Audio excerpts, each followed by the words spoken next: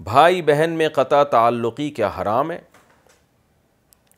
بھائی بہن کے بیچ قطع تعلق کرنے کا کیا حکم ہے؟ میری ایک بہن ہے جو کہ شادی شدہ ہے، میری بھی 7 مہینے پہلے شادی ہوئی ہے، اس کے بعد ہمارا کچھ اختلاف ہوا جس پر انہوں نے مجھ سے تعلق ختم کر دیا۔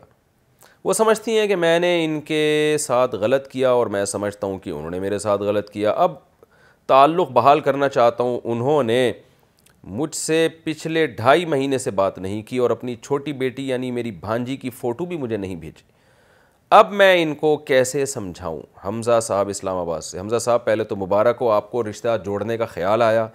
حدیث میں آتا ہے کہ جو پہل کرتا ہے نا وہ ثواب میں سبقت لے جاتا ہے، تو آپ کو خیال آیا، آپ ثواب میں سبقت لے گئے، تو اب آپ تھوڑی سی ہمت کر کے سلام دعا شروع کر دیں، فون کر لیں، بھائی السلام علیکم کیا حال ہے۔ ہاں، یہ جو بہن بھائیوں کی یا بھائی بھائیوں کی یا بہنوں کی آپس میں جو لڑائیاں ہوتی ہیں نا، ان کو ختم کرنے کا یہ طریقہ نہیں ہوتا کہ پچھلے معاملات پہلے کلیئر کیے جائیں۔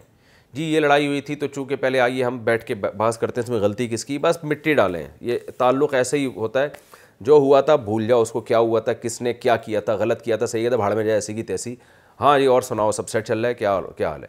پھر وہ بہن بولے گی اس دن آپ نے مجھے، ابے بھائی چھوڑو یار کیا بولا تھا، اور کچھ اللہ نے آپ کو مالی وسعت دیا تو ہدیہ لفافے میں ڈال کے بھجوا دیں بہن کے لیے، کیونکہ حدیث میں آتا ہے تہادوا تحابوا، کہ جب ایک دوسرے کو ہدیہ دو گے اس سے آپس میں محبت بڑھے گی۔ تو یہ بہترین طریقہ ہے، آپ اپنی سسٹر کو کوئی گفٹ بھیج دیں اور کبھی کبھار سلام دعا ہیلو ہائی کر لیا، پھر بھی وہ نہیں آپ سے تعلق رکھتی تو پھر آپ کو انشاءاللہ گناہ نہیں ہوگا، آپ گناہ سے انشاءاللہ بچ جائیں گے۔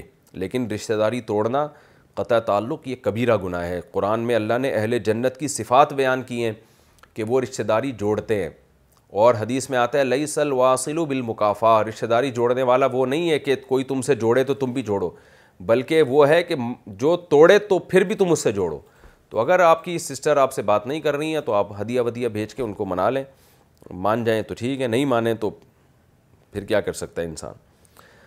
کسی کے ہاں مہمان ہوں، اوئے ہوئے ہوئے بڑا خطرناک مسئلہ پوچھا ہے، اور رات کو احتلام ہو جائے تو کیا کریں؟ اگر آپ کہیں مسافر ہوں یا کسی دوست رشتہ دار کے گھر جائیں اور وہاں آپ کو احتلام ہو جائے، وہاں پانی کی سہولت موجود نہ ہو یا گھر میں غسل خانہ ہو اور آپ بیٹھک وغیرہ میں سوئے ہوئے ہوں، تو اس کا طریقہ کار کیا ہوگا؟ کیا ہمیں ان کو اٹھانا چاہیے کہ ہمارے لیے پانی کا بندوبست کریں، یا پھر کوئی اور طریقہ کرنا چاہیے؟ یہی طریقہ کرنا چاہیے کہ ان کو اٹھائیں، آپ بولیں بھائی یہ تو میزبان کی ذمہ داری ہے کہ مہمان کو ایسی جگہ سلائے کہ اس کو غسل کرنا ہو، واش روم جانا ہو تو وہ کر سکے، اور اگر میزبان نے ایسا نہیں کیا، ایسی جگہ سلا دیا جہاں پانی نہیں ہے، تو پھر غسل کرنا فرض ہے، نماز قضا کرنا کسی صورت جائز نہیں ہے۔ خوب سمجھ لیں، آج سفر میں لوگ معمولی باتوں پہ نمازیں ضائع کر دیتے ہیں، تو ایسی صورت میں آپ پہ لازم ہے کہ آپ دروازہ نوک کریں، میزبان کو اٹھائیں، اس کو بتائیں کہ بھئی میں نے غسل کرنا ہے، اور اس معاملے میں شرم کرنا بھی جائز نہیں ہے۔ لوگ شرم کر رہے ہوتے ہیں، تو ہر بالغ آدمی پہ غسل فرض ہو سکتا ہے، اور جوان آدمی کو پہلے سے اس کا انتظام کرنا چاہیے، بھئی میں رات کو سو رہا ہوں تو غسل بھی تو فرض ہو سکتا ہے نا، احتلام ہو سکتا ہے، تو یہ نیچرل چیز ہے، تو پہلے سے واش روم کا انتظام اس کو پہلے سے بتا دیا جائے۔ ضروری نہیں اس کو پوری بات بتائی جائے، بلکہ یہ بولا جائے بھائی میں اگر واش روم استعمال کرنا چاہتا ہوں تو اس کی کیا طریقہ ہوگا، پانی استعمال کرنا چاہتا ہوں تو پہلے سے پانی کا انتظام کرنا چاہیے۔ نمازی آدمی کو ان سب چیزوں کا پہلے سے خیال کرنا چاہیے۔